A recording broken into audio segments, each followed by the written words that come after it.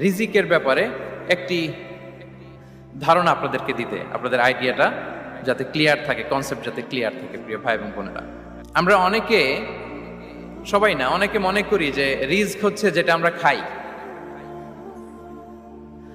খাই, এটা রিজিক, অথবা যে অর্থ আমরা উপার্জন করি এটা রিজিক। আমাদের অনেকের ধারণা।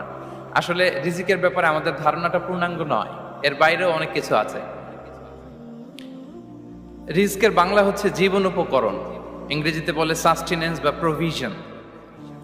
অর্থাৎ জীবন পরিচালনায় একটা মানুষের যা যা লাগে তার সবই রিস্ক। শুধু আমরা যেটা খাই, যেটা উপার্জন করি, শুধু এতটুকুই রিস্ক নয়। এটা অনেক ওয়াইডার সেন্সে আমাদেরকে চিন্তা করতে হবে।